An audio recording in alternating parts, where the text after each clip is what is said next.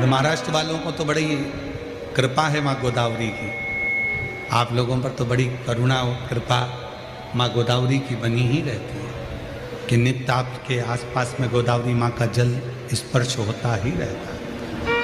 आनंद पूर्व समय में, पूर्व जन्म में गोदावरी के तट पर रहते थे, गोदावरी का जल लेकर एक शिला पर डाला करते थे, गोदावरी का जल भरकर शिला पर डाला करते थे। उनके स्मरण में नहीं था कि ये शिवलिंग है, शिला है, पाषाण है, पत्थर है, क्या है, बस गोदावरी का स्पर्श होता था और वो जल समर्पित होता था। उसी गोदावरी के जल के स्पर्श से उसके स्मरण में पूर्व का जन्म रहा और उसने पूरा पूरा चरित्र राजा विक्रांत को कह दिया कि एक जलहरणी नाम की असुरी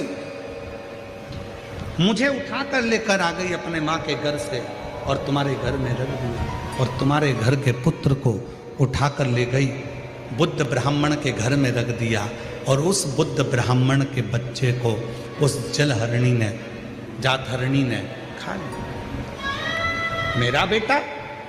हाँ। कहाँ है?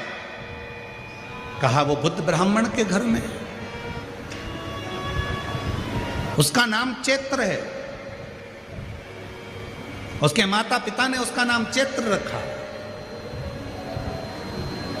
और वो बालक साधारण नहीं है,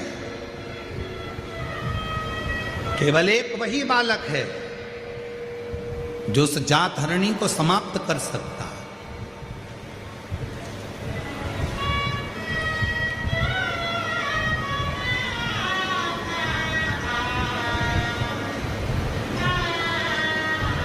राजा विक्रांत उस बच्चे का कहना मानकर बेटा आपके घर में है।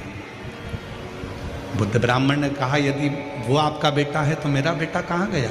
तो कहा उसको तो जातहरणी खा गई, जातहरणी खा गई।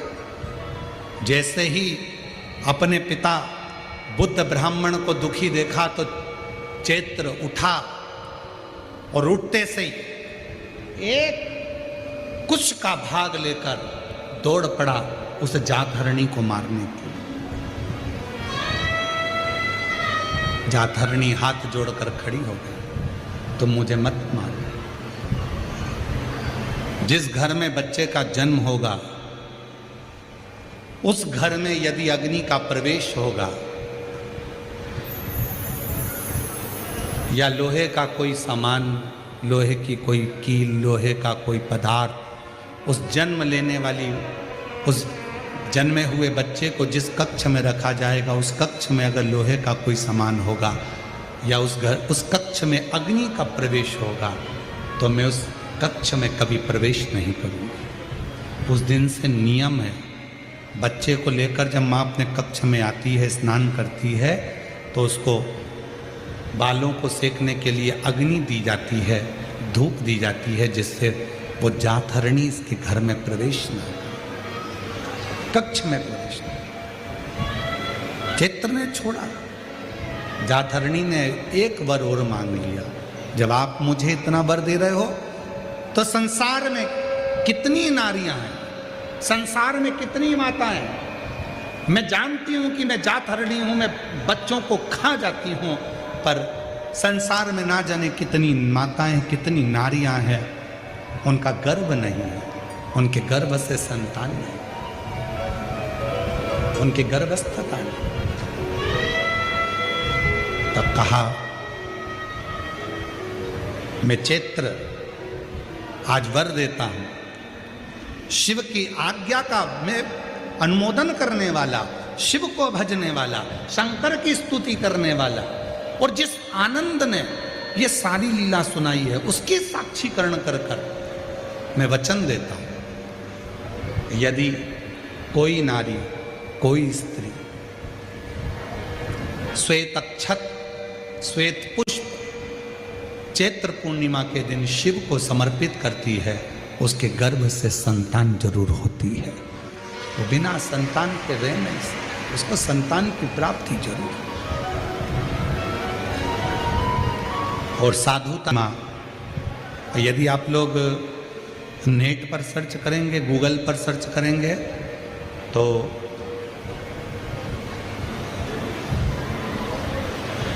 साउथ में, दक्षिण में जो चैत्र की पूर्णिमा होती है, शंकर को झूले में शिवलिंग को रखकर झुलाया।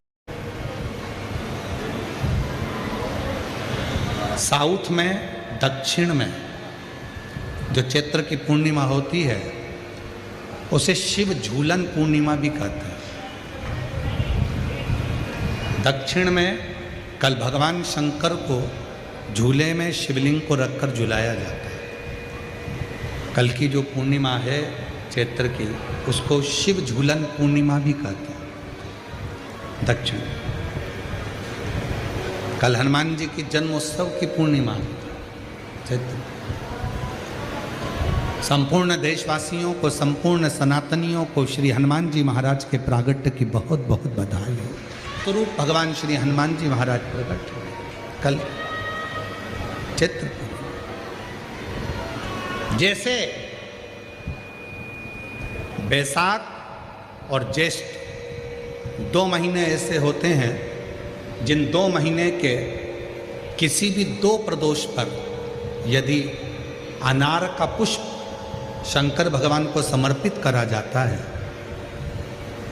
भगवान शिव जी को अगर अनार का पुष्प समर्पित करा जाता है तो संपदा की कमी नहीं होती, कभी वैभव की कमी नहीं होती। केवल 2 महीना ऐसा होता है, एक होता है बैसाख का महीना, एक होता है ज्येष्ठ का महीना। ये 2 महीने में कभी भी कोई सी भी 2 प्रदोष, किसी भी 2 प्रदोष को ले लो और उसमें अनार का फूल, जो अनार का फल लगता है उसमें फूल भी लगता है। अनार का यदि पुष्प, एक ही पुष्प, रिक्शा चला रहा है, उसके पास धन नहीं है, बहुत कमज़ोर है, पैसा नहीं है, बहुत तकलीफ में है, बहुत दुखी है, तो हम तो उससे कहेंगे कि या तो बैसाख के महीने में या ज्येष्ठ के महीने में कोई भी 2 प्रदोष को अनार का पुष्प यदि वो समर्पित कर देता है तो निश्चित है उसके घर में वैभव संपदा बढ़ना प्रारंभ हो जाती है, कार्य में उन्नति है।